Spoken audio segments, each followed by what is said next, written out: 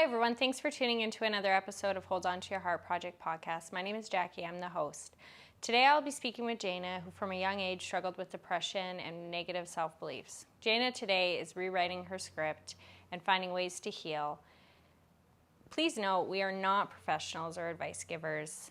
We are simply sharing our lived experience in hopes to help someone else's journey and our own. Hope you enjoy. Jayna, thank you so much for coming on to the Hold On to Your Heart Project podcast. I'm happy to be here. Yeah, glad to have you. Why don't you go ahead and just tell us a little bit about yourself? Yeah, so I'm 23 years old. I'm originally from Alberta. I grew up in Calgary, and I moved to British Columbia for work 2 years ago to work at the hospital in sterilization, and I just never ended up leaving, at least not as right now, but... You fell in love with it, the Kootenays? In a way, yes. I think the nature and just being outside and just having that accessibility to the mountains and just being away from, the hustle and bustle when you're stressed out. Like, I love it. Yeah. Yeah. So that's what you found previously? Where did you come from? So I grew up in the city. Yeah. The suburbs of the city. So, it was always like pretty hustle bustle. Like everyone's just like, oh, you got to go here at the time. Hockey practices at this time. It's just go, go, go. But yeah. Here, so much slower. Yeah, a little breath of fresh air. Hey? Literally, yeah. So you've been here how long? 2 years? 2 years. I moved here February of 2021, and then February of 2021? Yeah, that year. And then COVID. That was COVID year. Yeah, COVID year. So I moved during the pandemic. How was that? Fucking terrible. Oh my God. It was so hard to adjust in a small town in a pandemic. Like everything was closed and I just had to work. And I had no communication that much with like anyone back home because everyone, you stop talking to people because you run out of things to talk about. And then, none of the amenities were open, like the gym wasn't, or everything was just like, I didn't have a car. Must have been a pretty lonely time to come from where you knew to a new town and new job. Yeah, I lived up in the dorms by myself pretty much. I moved here by yourself as well. Yes, my parents helped me move, but I came here knowing no one in the town. That must have been really hard. Yeah, it was an interesting choice, but I'm happy I did it. It gave me a lot of experience for sure, but... How did you kind of cope back then with kind of like an isolation and loneliness, probably, I would imagine? Yeah. What did you do for yourself back then? Honestly, I kind of knew that I wanted to work out, so at first it was pretty hard. I mean, I had a boyfriend at the time, so I'd call him every night, and that was like a way to, I'd play video games. What video games do you play? Nintendo games like Pokemon, Kirby, Smash Brothers. Like old school? Not 64 style stuff? No, like the new version and stuff. Old school for me is like Nintendo 08, like DS style stuff. Yeah. But no, just on my Switch and everything. And then, like I said, I didn't have a car, so I walked everywhere. Grocery store I walked to and from, up the hills. To Fitness Inc. I would walk from the campus to there. Sometimes I'd work 8 hours and then go to the gym. Yeah, lots of walking. So before you came here, did you go to the gym previously? Nope. Like in your... Well, I tried to, but then COVID hit. Yeah. So I took 6 months off of school just to kind of figure out what I wanted to do before I started my now job program. Mm-hmm. And I was kind of into it, but I wasn't really into it, and then I moved and had nothing to do, and I was like, you know what, I always say that I'm going to do something, and I never do it, so that was me applying myself, and I went and did that. And then I got a nutritionist that used to work there, so. So you kind of came here and took on a lot, it sounds like, spread your wings from what you had known in the city, your family came here, and you got established in a career, and you got established in the gym, and you didn't let maybe the loneliness of the time bring you back to kind of the familiarity. And honestly, I did pretty good like the first little bit. Like it was hard for sure, but I had, like, my support system still because I had no one else in town to really talk to or hang out with. And then, you know, things eventually, all the good things must come to an end, and, you know, life kind of sucker punches you, especially going through, I think, growing pains for sure was what I went through. Like, I left Calgary kind of with the intent of finding myself more and, like, being an adult and being capable to do things by myself. Because I never went away for school. Like, I never lived out of the house, and I was just like, I need to do that. Like, I need to leave. So I left. Because you were, 20 when you came? Yes. 20 when you came, yeah. So that's a good age to kind of 20 explore. And then 2021, like, my birthday was, like, 6 days after. My 21st birthday was 6 days after I moved here. There you go. So I celebrated that alone. That was hard. That sucked. But, or was it my 22nd birthday? When did I move here? I moved, sorry. It's okay. I moved here when I was 21. And then, yeah, because my 21st birthday, I was right before COVID. Okay. I would turn 22 here. I'm sorry. Turned 22, all alone here in Cranbrook, BC. Yeah. Everything shut down, but you found your way. Yeah. Well, yeah, I mean, I haven't known you for very long, and what I have gotten to know about you, I love. And, you know, I started this project, and for some reason you were a light for me. I thought, that is a girl after her own heart, and I could just sense that from you, and you just seem bold, and I know just through the gym I see there, and something that you had posted on social media is kind of what caught my eye, and it was a reel, and it was just someone saying, I am not okay. Yeah. You know, and that, it brought tears to my eyes, and I mean, it wasn't your voice that said it, but yeah, it was like an audio. Yeah, but it was you walking Yeah. into the gym for the reel, and yeah, I was just like, I was blown away just at the honesty and the vulnerability of saying that out loud on social media, and so that's just how I knew that you would be someone that would have a story and something to share, and you wanted to share. Like, I sense that you want to share. And you sitting here might be kind of truth of that courage. And yeah, I guess I just start by asking you, like, when I ask the phrase, hold on to your heart, like, what does that mean to you? What comes up for you? For me, it's always just kind of, like, when you asked me to think about it, I kind of envisioned it as, like, I think when a lot of people lose hope or they feel really lost, it's almost like a really foggy, like, just over something really bright. Let's say, like, a red heart, like, glowing, like, growing, like a red heart glowing really brightly. It's kind of like that fog covers it completely, but there's that one little beam, or, you know, that little bit, and I think if you keep going towards it, that's what holding on to your heart feels like, or, like, that's how I envisioned it, is that little, no matter how bad it gets, like, you know, even if it's a speck of light, like, that's what holding on to your heart is. Yeah. I love that. Can you think of a time in your life where it has felt like that red heart is foggy and you're hanging on to that speck of light?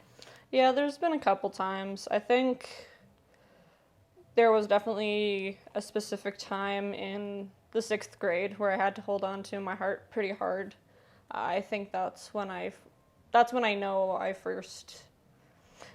assumed my depression really started to, like, come into fruition.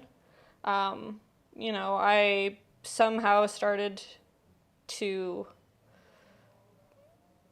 feel just really odd around, like, I felt so, like, isolated from the rest of my classmates and everything, and I had recently had a friend break up with one of my one and only friend. So painful at that age? Yeah. Grade 6, you say? Grade 6. Yeah. And it was just kind of because she told me, like, oh, you're really annoying and you kind of prevent me from making other friends. Like, you're really clingy and overbearing. And, you know, that really sucked. Yeah, what did you do with that when you heard it? I kind of said okay and walked away at the time. But I remember talking to my mom that night, and it was just so, I didn't understand, like,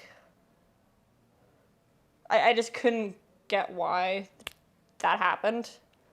But looking back, like, I can see why, and it's just kind of... Why do you think then? Well, I was diagnosed with ADHD at grade 2, so I've always struggled socially. I was always a little struggling to kind of connect with people, and someone with ADHD, like, it's kind of hard for your body to produce dopamine into your brain, and sometimes we'll get, like, impulsive, like, things that will give us instant, like, dopamine rushes, and that can be, like, food, video games, other, like, people, and when I find something that I'm, like, I really enjoy, and I want that all the time, and I had a hard time, like, respecting boundaries as a kid, because I didn't know why I could not be talking to that person specifically. And so you're kind of hyper focused on that particular thing and getting that dopamine hit. Yeah. Is that what that kind felt of like? Yeah, like, it makes it sound like it's kind of like an addiction, but it's different than that. I don't think it does. Like, No. I think that we are just, I think hormones, right? And you're probably like, is dopamine a hormone? I think so. I'm not sure. It's Don't a chemical. Take my advice. This is not my forte, but it is a chemical. Yeah, there you go. Right. Yeah. And so and needing that, and if you've been diagnosed with it, it's probably a sure thing. But anyways, I went through all of that, and it was hard for sure. Even like I was on sports teams, like with hockey, and it was just hard to. I was always kind of categorized as a floater. Like, I just kind of would float from group to group. Like, I never had like a set friend group or anything. Trying to find anything to kind of grasp onto? I just kind of stopped caring. At the same time, I'm like, if people want to talk to me, they'll talk to me. That's just how I've been since that. I'm still that way. Like, I probably won't make the first move in a lot of situations. I will just sit and wait. Kind of since being totally kind of outcasted by your friend in grade 6, you kind of took a different route. It's really hard. Like, once I get talking to people, then I'm okay, but sometimes it's just like, I will not talk to anyone until I'm talked to, and I just don't. What are you telling yourself when you're not? They don't care. Like, there's no point. Like, why bother? It's just, like, I don't know, it's not gonna work, you're not gonna vibe, like, it's just a waste of your time, like, not because I think the other person isn't, like, a valuable thing for me to add into my life, it's just I don't see myself being able to hold on to a relationship. It's hard because I'm so scared of being scorned, and it's happened throughout my life, too, like, even into my 20s, I'm still dealing with that issue of I'm getting more, like, closed off kind of with people because I'm so careful with who I'm letting into my life now, because I don't know, you get hurt too much and you have to just be careful. And, some people you meet, they might be able to, you might vibe for a little bit and then you don't vibe, and then somehow that relationship's over, and sometimes it ends well, sometimes it doesn't, and I don't know, it's just hard. Is that the advantage then of kind of keeping that little bit of separation, is just kind of protecting yourself? Like, are you seeing it right now in your life as an advantage as opposed to like a hindrance? I'm almost seeing it as like me taking care of myself, and I'm trying really hard to be open to talking to people. It's just I don't know how. I never built that social skill of approaching people or making good small talk. I never had that ability. Fluff. Like, I've never been in a room and then I instantly just, like, you know how that one person walks into the group and they're, like, loud and, like, that's not me. That's not me either. And it's just, and that's okay, but even, like, small talk and approaching people who I want to talk to, very rarely will I do it. Like, I must be feeling impulsive that day. Can you think of a time where you wanted to talk to someone and you did, and like, was there a payoff, or was it? I'm trying to think. No, because I really just don't talk to people. No, there's never been a payoff of me approaching people first anyways, so, like, I have yet to experience a good situation. So, yeah. And I think that just goes to show, like, because I haven't had a good experience doing it, I don't, like, I don't do it enough. So, when I asked about holding on to your heart, and you said there was a couple situations, one being grade 6, you said, you know, the kind of loss of a friend and being said that you were needy and kind of, I think you've explained well kind of how that's shaped you now that you're a little bit more cautious. Yeah. And I don't know if there's any other situations in regards to being cautious with people that you want to explore, or if you want to give some more insight to other times of holding on to your heart.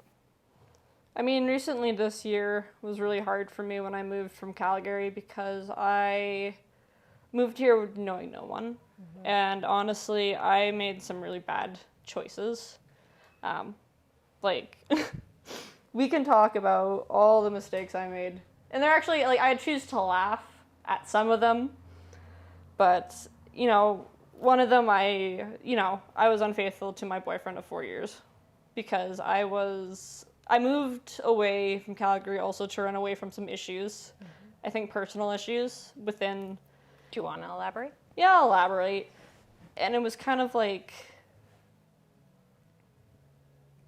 in my relationship, I don't want to justify what I did. Like, what I did was shit. Like, what I did shook me to my absolute core. Like, I was such a turn in my life. And I hate that was what turned my life kind of, like, it was like a domino effect. Like, that led to, like, a whole bunch of other shit that came up. But fundamentally, why I did what I did was because I didn't love myself, and I expected him to do all of that for me. And he wasn't doing it anymore. And it was kind of like just staying because I felt bad. And I hate that This was the long distance relationship? This was the long distance 4-year relationship. And it was, like, I regret so much that I couldn't have the balls to do it and say it to his face, because I didn't want to deal with the emotional confrontation, because I've never had, I don't know how to have those kind of conversations.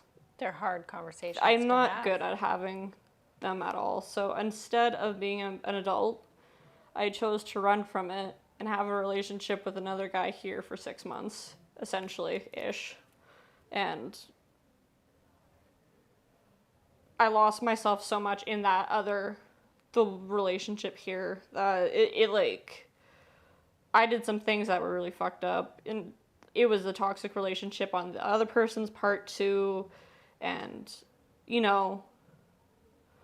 when it didn't work out and things came to light and everything, like, I had already been dealing with that by myself and with the partner here between me and them for so long. It was just, like, them reassuring me and giving me, like, everything that I need to know that they're not going to leave me or they still want to be with me, all while I'm freaking out because I can't.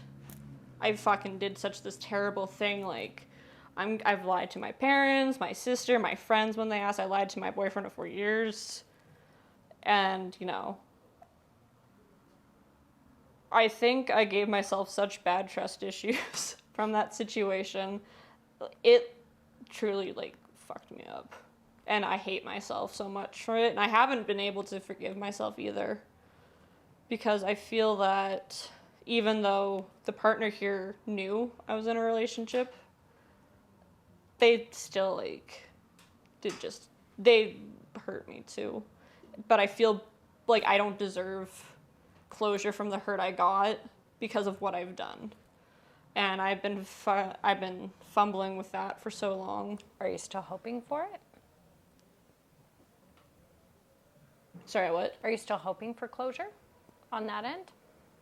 No, I've received closure on it. It's just reopening that fresh wound is not always fun. But it was what was after the healing part, I think, that hurt the most. And I think, I don't know, I remember calling my dad to tell him the truth and everything, and he reacted just how I thought he would. Which was? He acted calm on the phone, forgot to hang up, and then I heard him yelling in the background. And yeah, I knew that was going to be the reaction. And it didn't feel great, but I knew I deserved it to an extent. Like, I don't know. I think when What do you think you deserved for making a mistake? I don't know. I just think that I've always had a narrative in my head, self-esteem wise, that I'm not a good person and that I'm gonna hurt people and that I'm secretly a narcissist, or I don't know. I just come up with these crazy things in my head that make me feel like I'm always a bad person. And then to act on it and then do something bad that does hurt someone and a lot of other people, I don't know. It just kind of rocked I just didn't deal with it well. I think I did the best I could in the situation, but I was also dealing with people, almost 10 years older than me in the situation, and I was alone. I had no one here. I had no one on my side because the friends that I did end up making eventually didn't join the situation till it was already, everything was said and done. So it was like, I couldn't bring them in. Like, I just had to deal with it on my own. What do you think is the thing that you learned the most? Like, what is the greatest lesson in that mistake for you? Trying to get someone else to love you. I think you can't go looking for that. You have to really figure that shit out yourself, because if you don't love yourself and you're expecting someone else in the world to love you, you're just gonna hurt more people. Mm-hmm. I think, in my experience, and this is my opinion, it can get messy. I'm not saying that you can't learn to love yourself in a relationship, or someone can teach or help teach you how to love yourself. I'm not saying that, but if you're not ready to commit, it's just. No, I don't even want to say that. It's more, if you're looking for validation in the wrong places, when you should be looking for it in yourself, mm-hmm. It's going to get messy. Mm-hmm. And it got really messy for me. And it led to a lot of bad coping mechanisms. Do you want to talk about those? Yeah. Let's just go all the way down. I started to binge eat excessively. I remember most days when I was going through, because I ended up breaking up with my boyfriend of 4 years in November. Mm-hmm. Did you tell him? I didn't.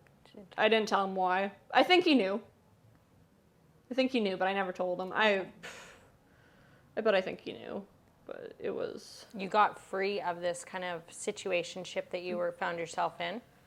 Yes. Yeah. Yes, I did, kind of, but the person I was seeing got into a relationship with someone else, but they were still kind of talking to me, saying, don't worry, feelings are still there and everything. Yeah. Heartbreak. It was just very on a string. That sucked. When you look back and realize, how much they were, but they weren't going to let you get dangling the carrot. Yeah. And I feel like a dumbass now, looking back at it, but I take that in stride. I think you gotta fuck up really bad to kind of have a realization. But I remember I'd come home some days and I'd just lay on my couch and I'd be high as a kite and I'd just be eating. I don't think I showered for 4 days. I was missing more work than I'd like to admit. I don't like to admit how much I used marijuana to help cope during that time. It was so bad. I fell so fast and so far. I remember eating 6 pints of Ben and Jerry's ice cream within a week. Like, One a day. pretty much. Baby, yeah. Yeah, and that's all I'd eat. And sometimes, yeah, like, getting out of bed. Couldn't get out of bed. Some days it felt like a weight on my chest. And it was a lot to deal with because I was like, why did this happen?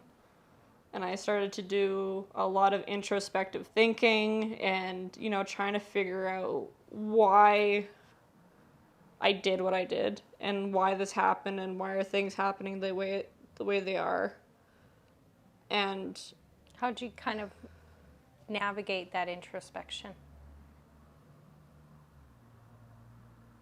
honestly, I wrote down a lot. And I just kind of wrote down like what certain things I've done remind me of things that happened in the past.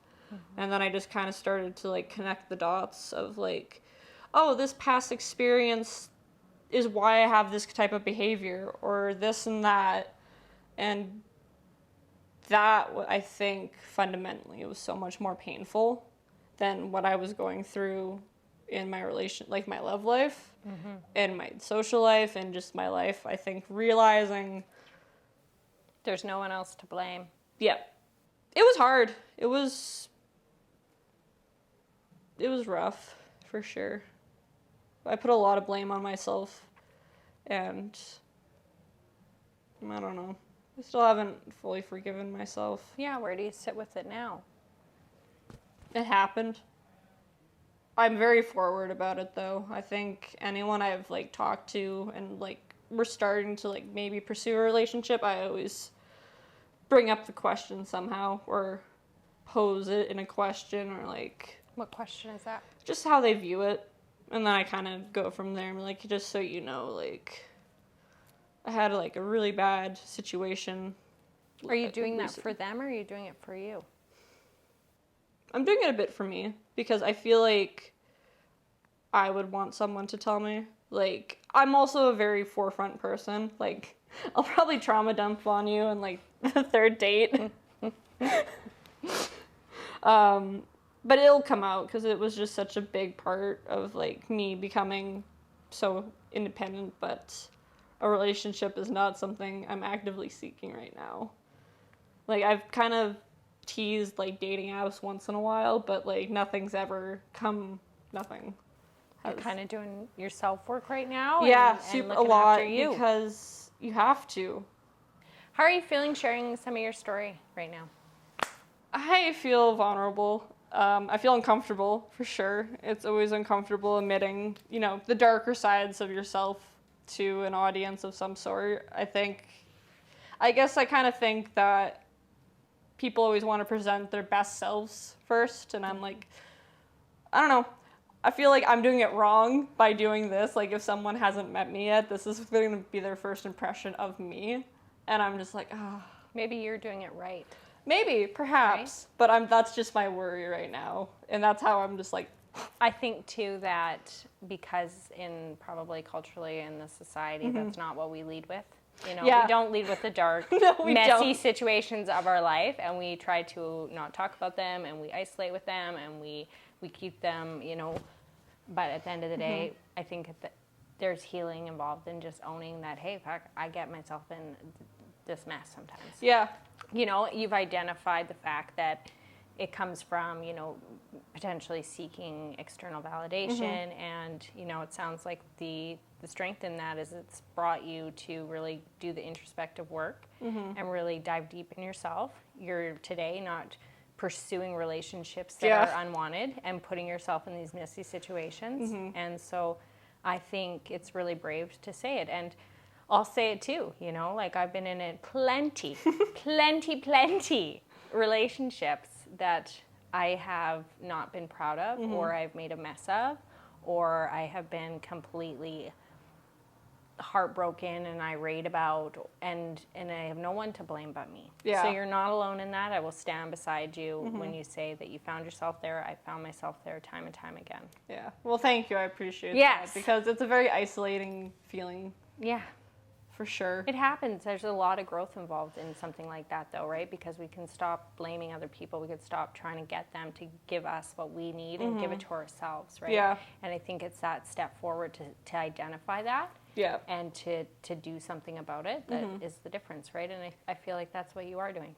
Yeah, I definitely feel like when you reflect on how you have your relationships in your personal life, you really should reflect on why you act the way you do in those relationships, because I think that's where most introspective thinking comes from, because we're just products of our environment. So I try to have it that way, and I think it's so important to work on oneself. I've heard it said too, you don't attract what you want, you attract what you are. Yeah. Right? And our relationships are a great mirror for us to see ourselves, right? And sometimes we don't like what we see. Oh God, no. I remember there were times I would just stare in the mirror and I'd just be so pissed off. I was just so angry with who I was seeing. Like, you fucking bitch. Like, you're such garbage. Like, I was so mad and self-loathing of myself for everything that was going on. It's been hard to forgive myself for sure, but I think,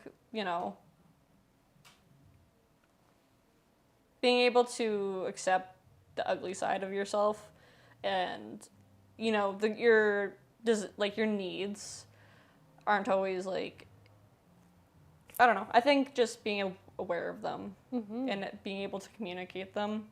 Allowing yourself to have them too, right? And allowing, yes. Yeah. Because I never felt capable of expressing my needs or emotions in relationships.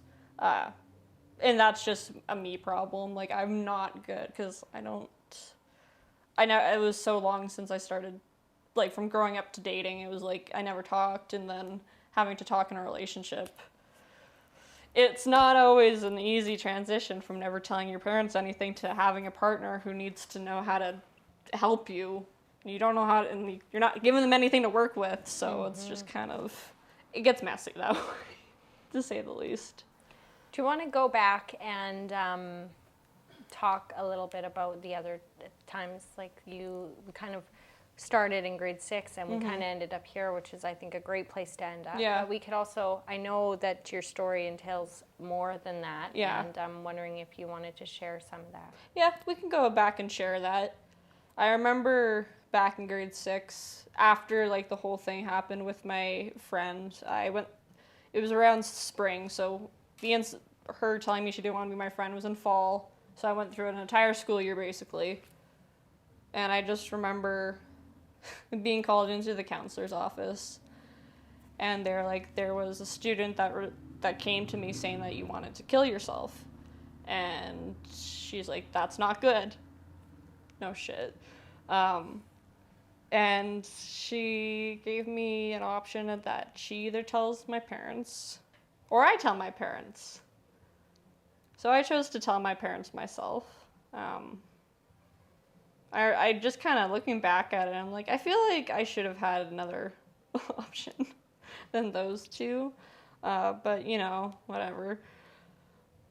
I remember telling my dad, and I was sitting at the kitchen counter, and he got so upset with me, and he was screaming, and he was saying, like, oh, you're so ungrateful, like, we've given you all this stuff, and, like, you don't have no reason to be feeling that way. And, you just kind of go numb to that, like, when your parents screaming at you.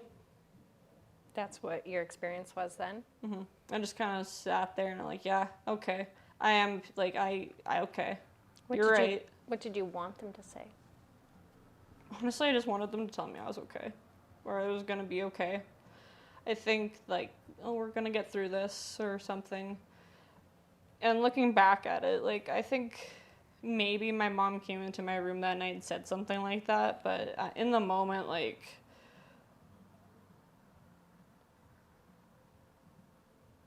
I don't know, I just froze. And I was just kind of like, I don't know what to do here.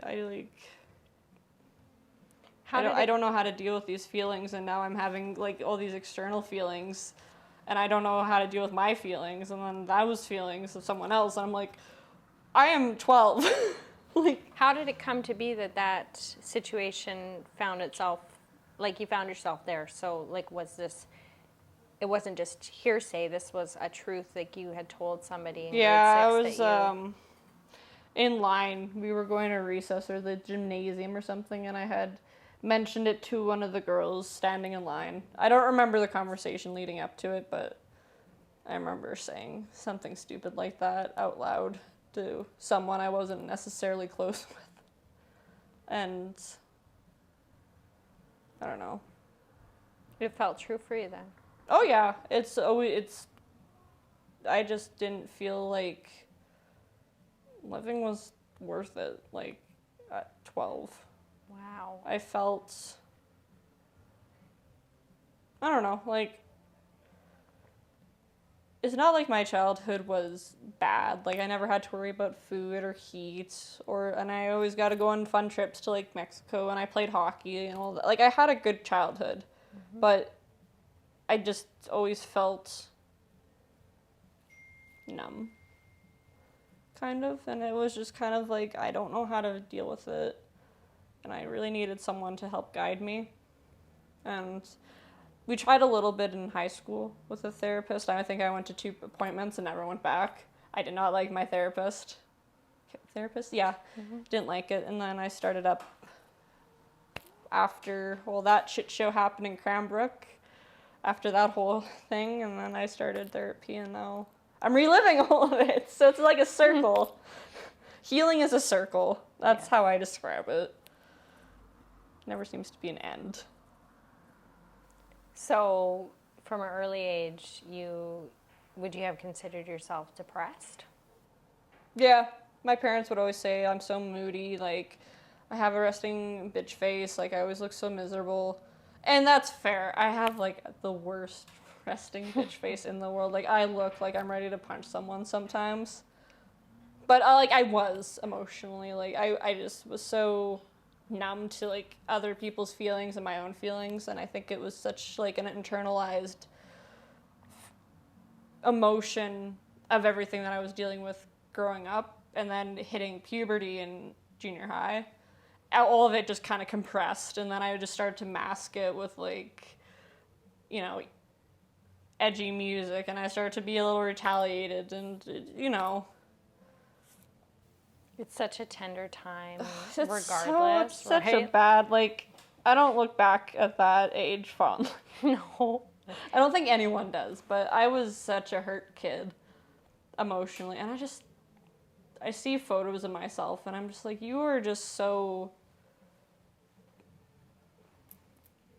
I just wanted to shake her and say you're gonna be okay, more than anything. Like, you could just see the want of wanting to fit in, like, wanting just something. And I think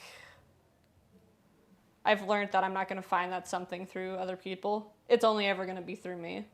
And I think I'm really grateful that I learned that in my early 20s, so I'm not dealing with this shit later on in life. Not saying I'm not gonna deal with shit later on in life, but, like, right now I'm happy to get this chapter out of the way. It's like a head start on healing, right? Exactly. Eventually, it's inevitable, it's gonna come, right? And, I mean, what you do with it when it comes is a different thing, but it's coming, you know? And I think, like, yeah, if you can kind of identify with some of these things and see the things that are kind of hanging you up, or...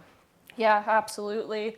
And it's weird because going through everything, trying to work on myself after everything that happened, you know, I started to lose some friends, but I also regained some friendships, and I just kind of have a new standard for myself. I have higher expectations for myself and other people, and I, honest to God, would not have learned that without putting in a lot of work and bad financial decisions in the summer of last year. I spent, like, a lot of money on a fitness trainer and therapy, but I feel, but you know what? A year later, working on it, I feel better, and I don't think I should be upset with myself for making those decisions because it was to help. There's sometimes no price tag on healing Yeah. and getting well, right?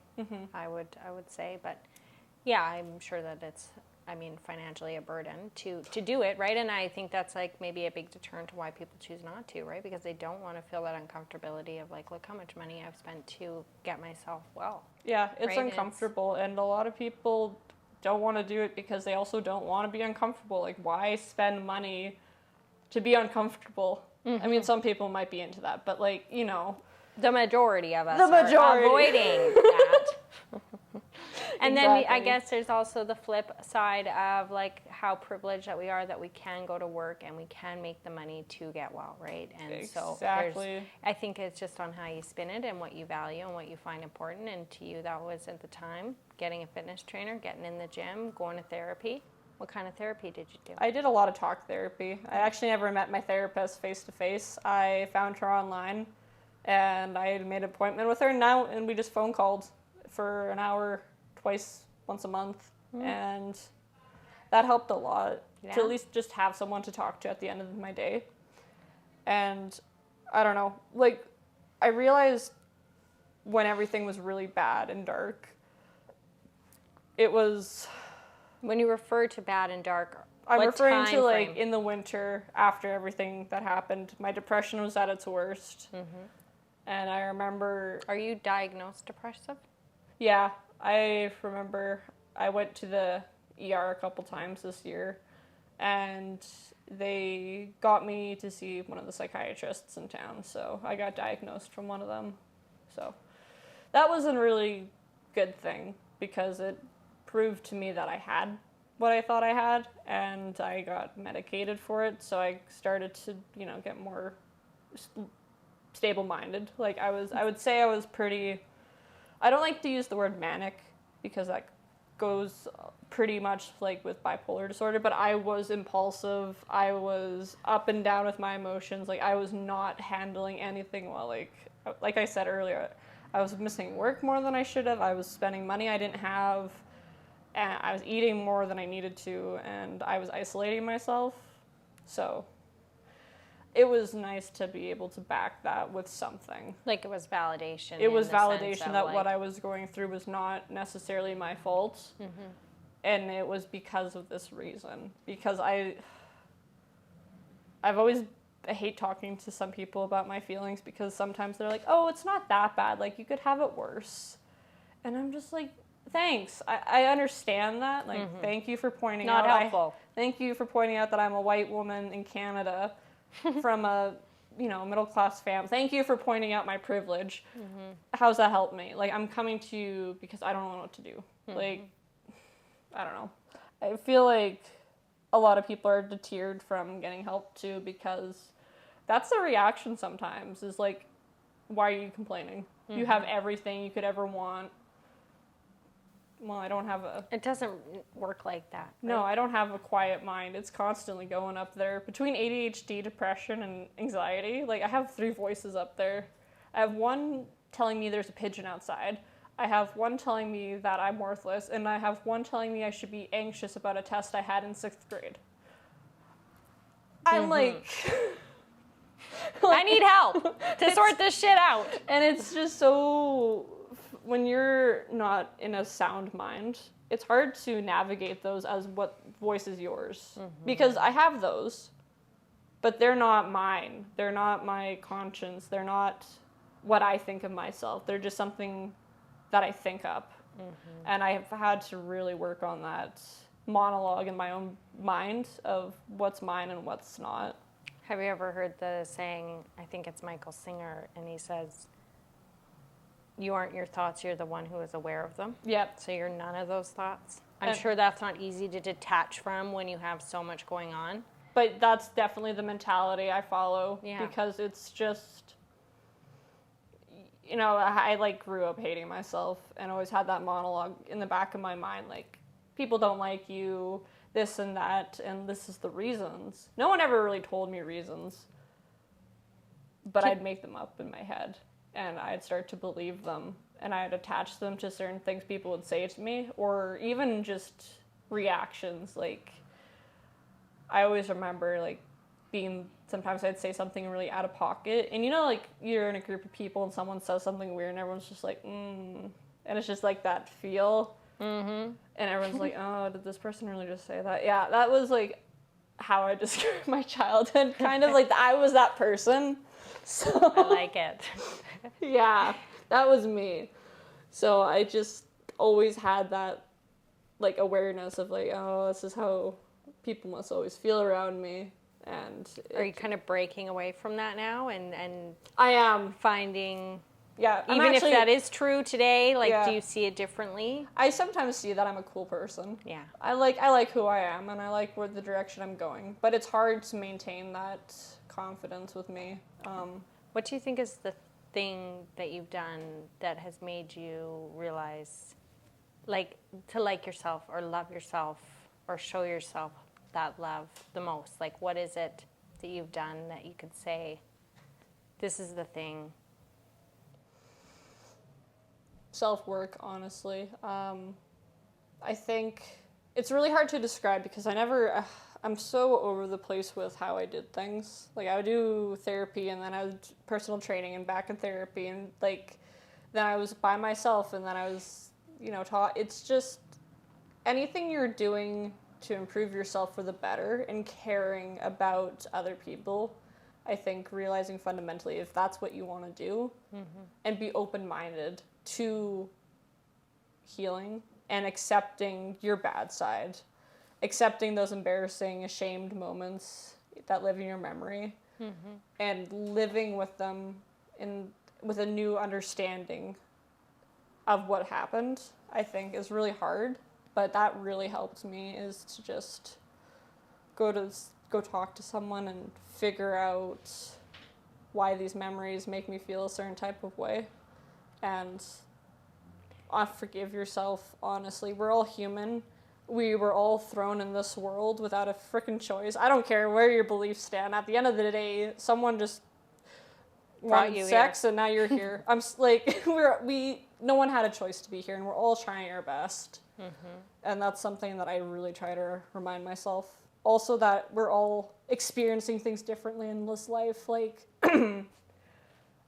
how you experience something, I'll perceive completely differently. And we're all just trying to make sense of our existence. Absolutely. And I think that realization really helped me get a peace of mind. I'm like, okay, I fucked up really bad, and I'm going to fuck up more. It is those tidbits, so that you can just, like, hang on to, right? And then just be like, okay. And, like, one of those things, like, that even just when you say I could perceive something completely different than you, and then just realizing, like, or everyone's just doing their best, like, it's enough to hang on to just reframe it enough. And another really good piece of advice I would love to give someone, I was talking to my coworker a while ago in the break room, and she was telling me about, so I can't remember his name, but he said, instead of saying I don't care, I don't mind. I don't mind being the person to talk things out. I don't mind doing this. I don't mind. I love that. And it's just like, I don't know. It's just like, I don't mind getting up in the morning early. I don't mind coming into work early. I don't mind getting donuts for the team. I don't mind going to, like, it just. Simple. Oh, she told me a couple months. Life-changing. Life-changing. I swear to you. And she told me this a couple months ago, and I've been trying to keep it in my head, and I'm like, why is this working so much? So it, like, honest to God, it's just little things. And I remember, it does get hard though, for sure. Like, sometimes I wonder how the hell I got from A to B. So today, when you think about healing, what does it mean for you? Healing today for me is just finding more, is just being able to connect to yourself, honestly, and just knowing yourself the best that you can, and being okay to look at yourself from any point of view, like from your low points, from your high points, from like your dark points, or from like the best points. Like just being able to see yourself completely and be okay with it. Kind of that self-acceptance piece. Yeah, and and I don't say that as someone who's fully accepted myself. I'd say I'm still working on that. I'd say I'm at the beginning of my healing journey, but I think the first step is to want to change, and I think it's that desire to know more. And honestly, I think it was either Plato or Socrates said, if I know one thing, or if one thing is for sure, is that I know nothing. Something like that, probably butchered it, but that mentality of being like, I know that I know nothing. And what that means is that humans experience things as we go, and things are constantly being changed, everything is new, and just being open to all information that is given to you, I think is such an important understanding when you first start healing, is just have that open mind and have that sponge of a brain and just take in as much as you can and then see which avenue you want to go through. Because I've met some people who've gone like super spiritual routes, some have gone super like religious routes, and it's just interesting to see how people take their self-awareness or conscious thinking and just go with what their body's telling them they need or what their heart is telling them they need. And it's just listening to yourself. Just listening to what's inside, I think, is super important. Kind of being willing to keep an open mind in regards to... It doesn't have to be, like, your life doesn't have to be the way that it's still going. You can change it. You can do anything to change your perspective. No one is holding you back. Your family's not, your partner's not. It's all in your head. Everything is in your head. And if you believe that you're one thing, you're going to believe that you're that thing. So I could say that I am a disgusting goblin. I'm going to be a disgusting goblin because that's how I view myself. Or I could say I'm a buff woman, and I am a buff woman. Like, you know, it's just how you... What you think internally is what you reflect externally. And I think people kind of who hurt... affirmation. Yeah.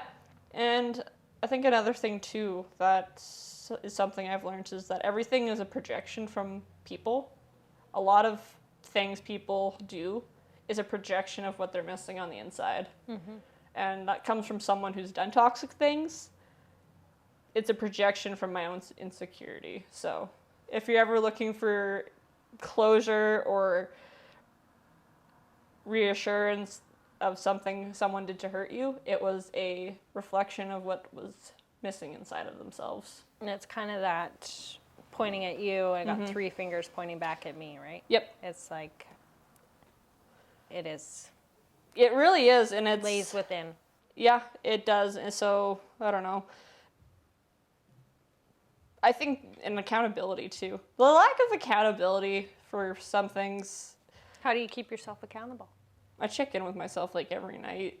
Sometimes I'll get, like, my little meditation song playlist going on, and I'll just be like, what did I do today? Let's overthink today.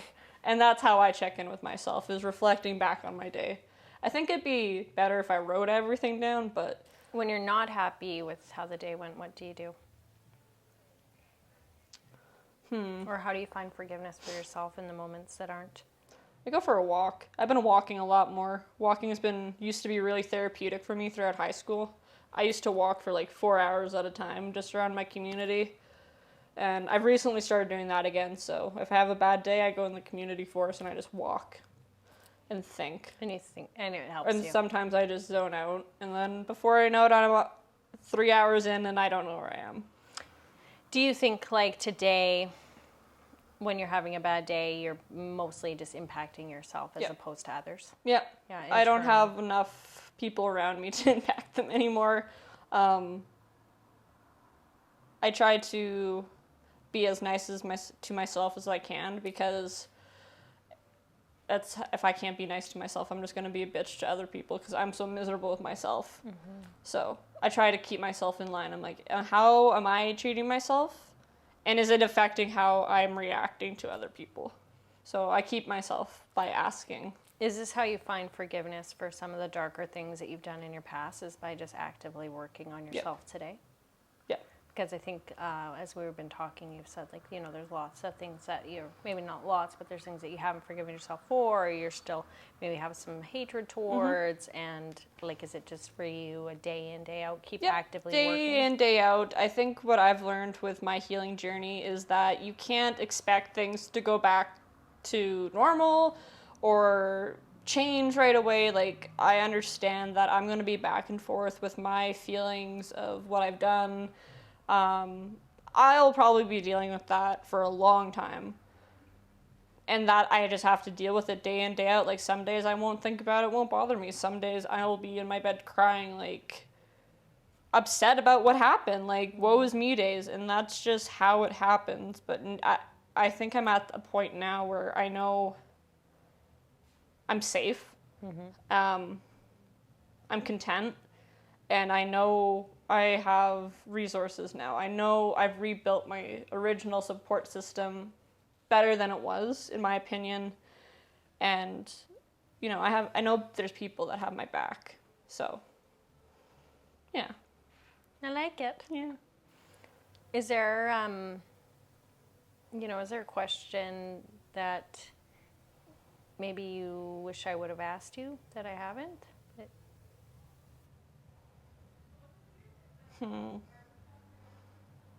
I think one thing is, like, people's biggest misconception with depression and anxiety. Yeah. What would you like to debunk? I think it's just the idea that everyone has depression and anxiety, but in reality, that's not how that works. I feel depression to another level than what people who are depressed would feel. So depression doesn't go away. People can feel depressed, but when you're diagnosed with depression, it's like your body will not transmit your chemicals or your nutrients properly to your brain. So what I feel when I'm sad is much more extreme than other people. Same thing with anxiety. It's like constantly there, and you can feel stressed and you can feel anxious, but having it constant, that constant feeling day in, day out, where it's just that little nattering in the back of your head.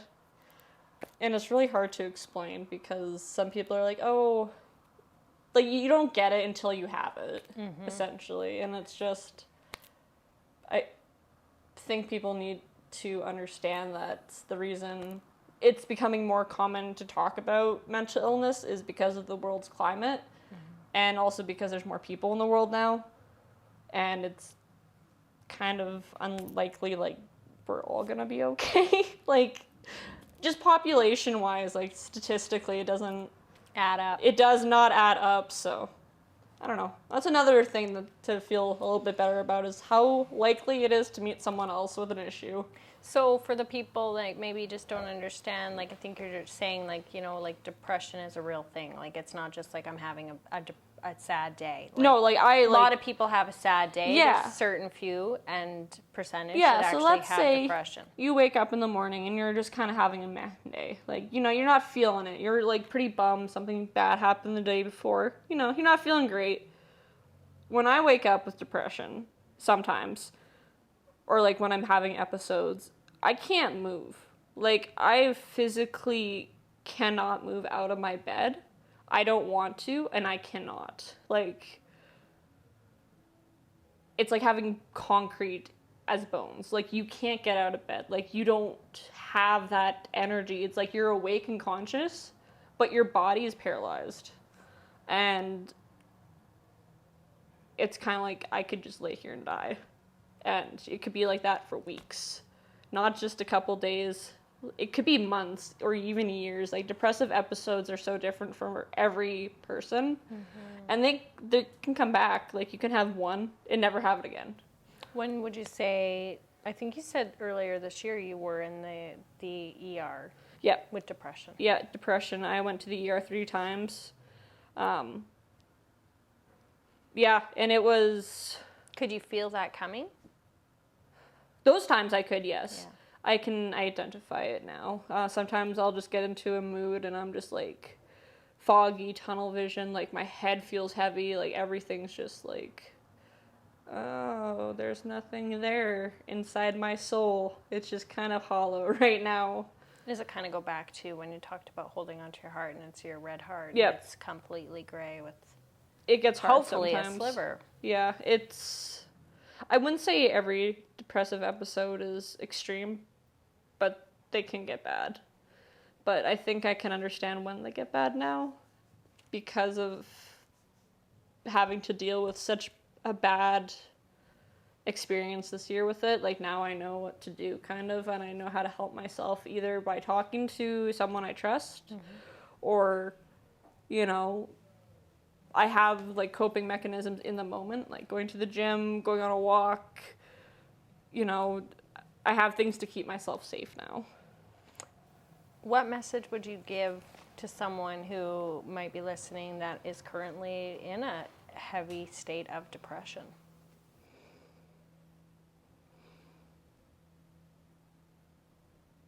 I don't want to be cliche, but obviously, like, it's going to get better, and you cannot, like, don't stop trying to get better. I think a lot of people, when they're depressed, they give up. And it gets better. Like, I know it sucks and it feels like it's never ending, but you can make the changes to fix it. It's just not pretty. And it's a lot of work. And I think if you're depressed in your early 20s or, like, late teens, like, that's such a hard time because it's a transitioning point, and, like, with the world right now, it's stressful and it's hard. What are your biggest stressors today? Nuclear war. That is stressful. No, but the housing market. I think I've accepted that I'll never afford a house. So that's cool. I don't know. It's just, there's a lot that goes on in the world. Like, the political climate, like, the job market, housing market, the price of everything keeps going up. Gas. It's stressful, and it's just, everyone's shitting on the younger generations, and they're shitting on the older ones, and everyone's just at each other's throats sometimes, and it's just like... Where do you see that the most?